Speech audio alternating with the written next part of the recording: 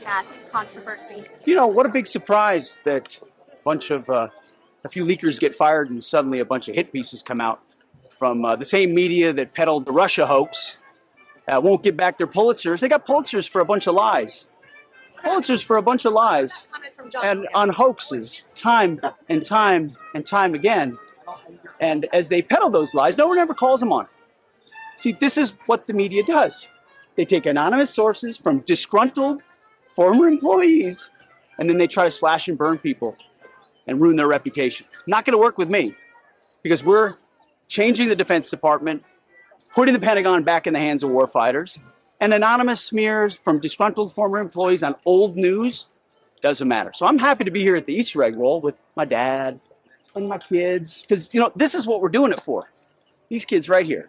This is why we're fighting the fake news media.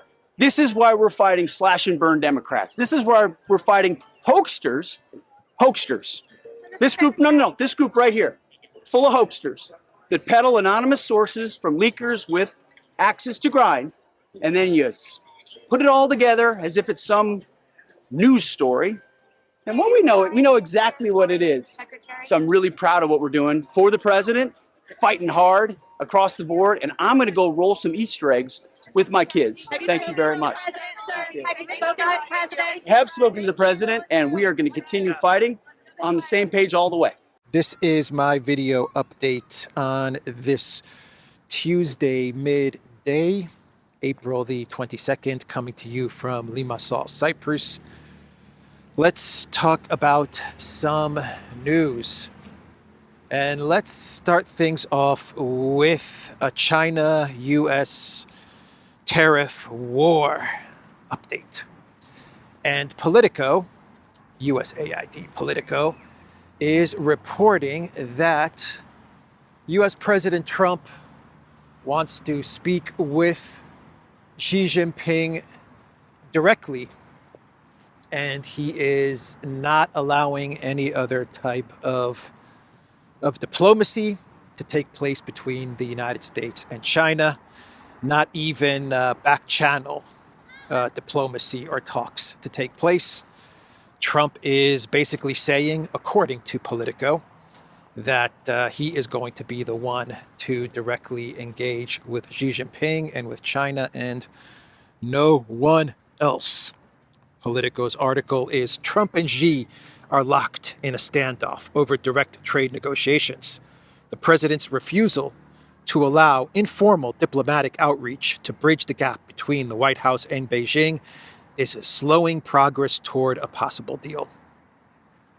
In this article, it is also reporting that Xi Jinping is hesitant about engaging with Trump, directly with Trump at the moment, because according to Politico's sources, China is worried that that Trump would turn the talk or the negotiations between the two leaders into some sort of a spectacle or something like that, and China would rather have things work through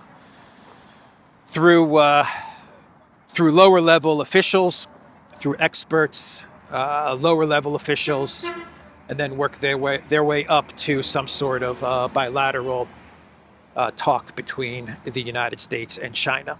Basically, China wants the normal route of diplomacy and negotiations. Trump is saying, let's just cut through all of that. I want to speak directly with Xi Jinping, and no one else is going to engage with China. So that is where we are, according to Politico. I always have to say that. According to Politico, that is where we are with the U.S.-China trade tariff war. I believe that China also sent out a message the other day, one second, and China warned countries not to align with the U.S. in trade. Basically, the message that China sent out is that any country that is looking for tariff relief from the United States at the expense of trade with China would be facing retaliation from China. That's what I want to say.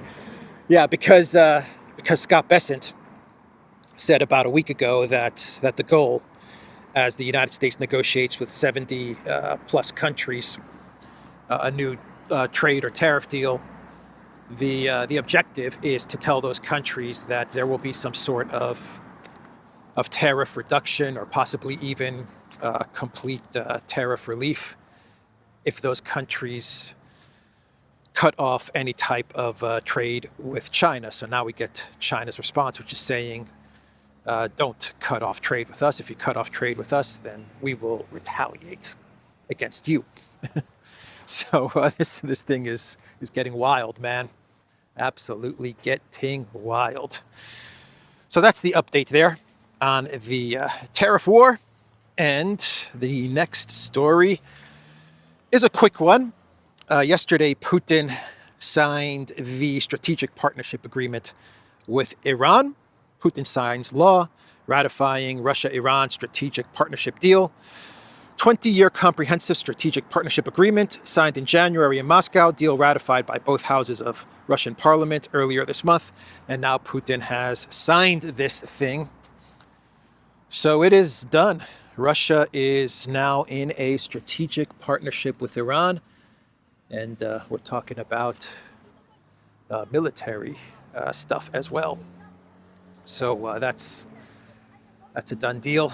That happened yesterday, and we are getting more reports that Russia is going to, or is possibly going to play some sort of a key role in the U.S.-Iran negotiations, monitoring the uranium enrichment and stuff like that with Iran. That's going to most likely fall onto Russia, which is interesting because in the JCPOA, that was going to be done by U.S. allies.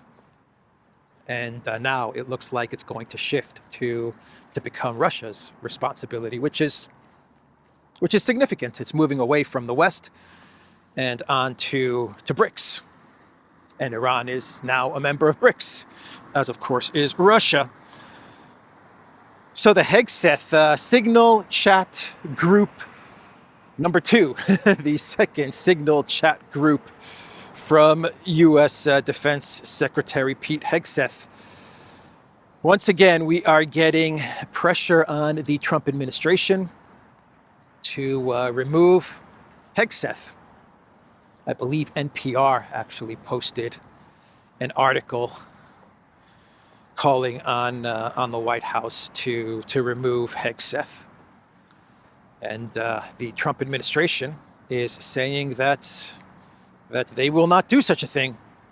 Carolyn Levitt, the press spokeswoman, said that Trump backs Hegseth and there will be no firing of the defense secretary. This is the story that I covered yesterday with the New York Times article, which revealed that Hegseth had another Signal chat group talking about Yemen, and in this group was his brother, his lawyer, and his wife. Now, the first Signal chat scandal, remember that one? Where Hegseth was part of the group, as was Vance and Rubio and all kinds of other people. But that Signal chat scandal, which had the Atlantic reporter, what was his name, Goldberg, in that group, that was the fault of Mike Waltz. But nothing has happened to Mike Waltz, though we have not heard much from Mike Waltz, to be quite honest. It seems like he's been very silent, maybe sidelined. But the reports were that Mike Waltz had Goldberg, the Atlantic reporter, in this Signal group. But they're going after Hegseth. You know, it's kind of weird. They weren't really upset with Mike Waltz. When I mean they, I mean, I don't know, the Democrats, the deep state. I want to say the neocons, but it doesn't make any sense because Hegseth has that neocon tendency as well as Waltz. So I just don't understand why they would why they would want to remove Hegseth. Hegseth is definitely not anti-war, though he did, according to the New York Times, vote against the big strike on Iran that Israel pitched to the Trump administration, the week-long strike on Iranian facilities. Hegseth was one of the people that voted against Israel's plan. And then you had the three people inside the Pentagon who were fired, allegedly for leaking information. The one guy actually was on Tucker the other day, Tucker Carlson's podcast. And that guy seems like he's against the conflict with Iran. At least that's what he was telling Tucker. He said, I don't want to see a war with Iran. So I'm just not quite sure why these three guys were let go. All we have is leaked information. They're saying they didn't leak any information. Allegedly, Hegseth is being, or the Trump administration is being pressured to remove Hegseth because he wasn't for an all-out conflict with Iran. And the reports were that these Pentagon officials leaked this information because Hegseth voted against the retaliation against Iran. But then you had one of those guys in the Pentagon saying that he doesn't want a war with Iran either. So I must be missing something. I don't know. We need more information on this story. What's going on with this push to remove Hegseth? Zero Hedge reports President Trump stands strongly behind Hegseth. White House denies NPR's fake news story on new Secretary of Defense search. Yeah, NPR, their article was saying that the Trump administration is already looking for a new Secretary of Defense, and the White House denies this. Zero Hedge reports that Secretary of Defense Pete Hegseth is taking heavy fire once again in what looks like a coordinated attack. Sunday brought a sensational new allegation of Hegseth violating operational security ahead of the March 15 U.S. strikes on Yemen, and an op-ed from a former Hegseth advocate calling for his removal over total chaos at the Pentagon. While it's hard to discern motives in DC's House of Cards intrigue, interesting sentence there, the renewed assault comes after Hegseth reportedly helped dissuade President Trump from launching Israel's long-pursued U.S. war on Iran.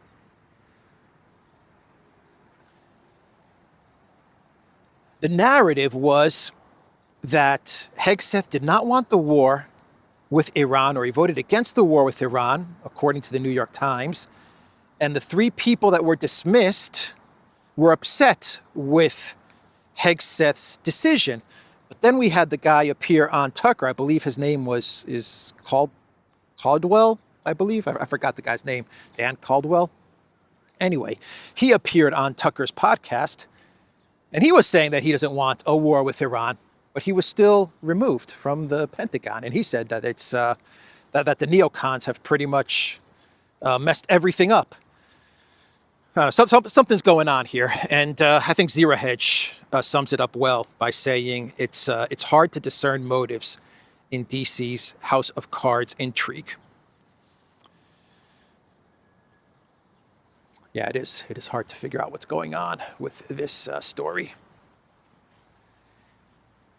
So the New York Post, they are reporting more details on Trump's peace plan, Trump's peace plan. It will be revealed, according to the New York Post, in 3 days. In 3 days, we're going to have the big reveal. At least that's what Trump told reporters. Trump will reveal Ukraine war peace plan over the next 3 days as details emerge about possible peacekeeping force. So what is the New York Post reporting? Well, they're giving us some more details on what this plan will have in it. And according to the New York Post, Actually, the New York Post says they cannot independently verify anything of what these sources are telling them with regards to what is going to be in this Trump peace plan. Peace plan. Peace plan. Mr. Trump has peace plan, Podolyak. The New York Post is saying that the plan is going to contain a clause for peacekeepers, for European peacekeepers, once it is agreed, once all the parties sign this ceasefire freeze peace plan, and that's what this is. This is without a doubt, this is the Kellogg ceasefire freeze plan.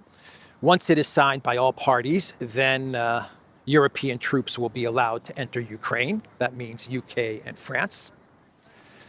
The plan says that they're not going to be called peacekeepers, by the way, nor will they be called, what did Stammer call them? A reassurance force? They're not going to be called peacekeepers, according to Trump's plan.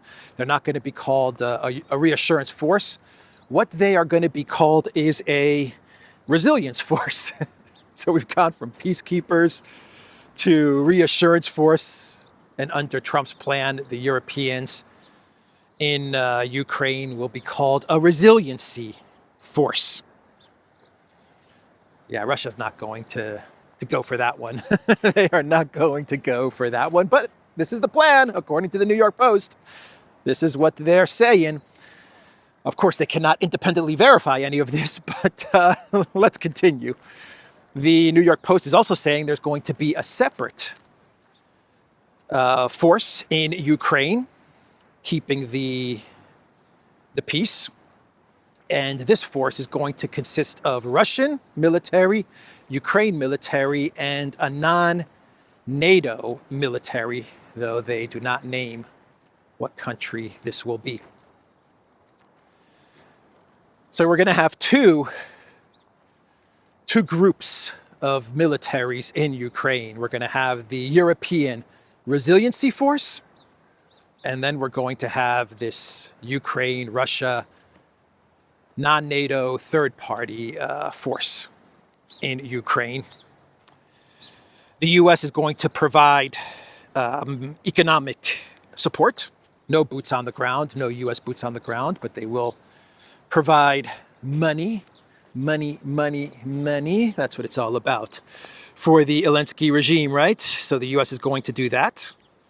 And Ukraine, according to the New York Post, is ready to recognize 20% of the territory that Russia currently holds, as long as it's recognized de facto recognition and not de jure recognition, which means that Ukraine will accept that this territory is occupied by Russia, that Russia controls this territory, but de facto recognition means that Ukraine does not abandon claims to this territory, and they will continue in the future to try and get the territory back.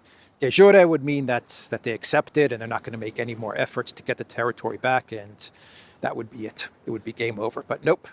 Ukraine is saying, okay, we'll accept the freeze. That's what we're talking about, the freeze on the current contact lines. But de facto recognition, not de jure. That's the plan that allegedly Trump is going to reveal. Oh, look at those lizards. In 3 days. Oh man, that lizard is fast. You guys see the lizard? He's huge. Hey, buddy.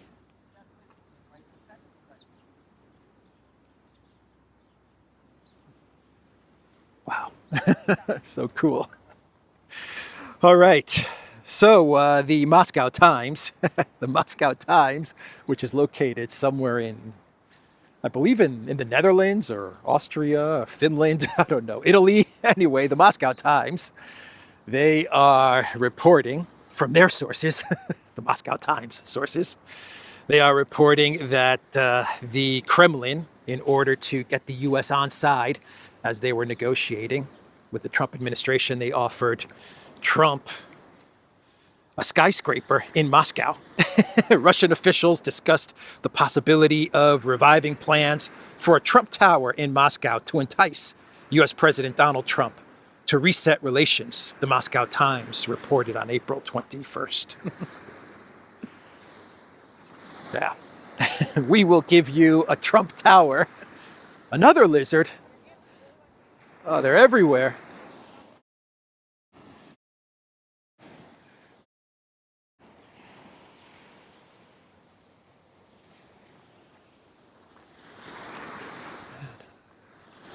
Lizards on the beach. beach lizards. Okay, so that's a good lead into clown world. And the New York Post, they are talking about a Biden Easter family picture, which the internet is trying to figure out because according to the New York Post, it looks like Biden photoshopped himself into this family picture. That is what the New York Post is reporting. Biden posted on X, "We wish everyone celebrating today a peaceful and joyful Easter." And you can see Biden in the background wearing a blue suit, blue tie, and everyone is trying to figure out, is he sitting down? Is he standing up? Something doesn't look right. The light that's hitting Biden's face doesn't feel right. And there's 3 fingers behind the head of one of the guys that's allegedly sitting or kneeling in front of Biden, and everyone's saying, whose fingers are those? It would be impossible if those are Biden's fingers. Anyway, there's a lot of people trying to figure out, was Biden photoshopped into this Easter family picture that he posted on X? And where's Hunter? Where is Hunter in this family picture? Though someone photoshopped Hunter into this photo, as you can see it on your screen right now, Hunter in the background over there. He was photoshopped into this family picture by someone on X. What do you guys think? Is Biden really in this family picture, or was he photoshopped? I think we need some Photoshop experts to weigh in on this in the comments down below. Let us know your expert opinion. And let's just do one more quick clown world, which is an update on the World Economic Forum and Eat Zembug, Klaus Schwab's replacement as interim chair for the WEF. It is going to be Peter Brabeck-Letmathe. Peter Brabeck-Letmathe. I think he was the CEO of Nestle, the former CEO of Nestle, who is now going to be the interim chair of the WEF. From what I understand, this guy once stated in 2017 that humans have no right to access free water. I can't confirm if he actually said that. Maybe he did. That's the quote that is being posted on the interwebs of what the new interim chair of the WEF said. But yeah, if he did indeed say this, then it looks like they found the right guy to take over for Klaus Schwab. Anyway, that's the video, everybody. Quick video for today. The Duran.locals.com. We are on Rumble, ODYSEE, BitChute, Telegram, Rockfin, and X. Go to the Duran shop, pick up some merch, like what I'm wearing in this video updates. You will find a link in the description box down below.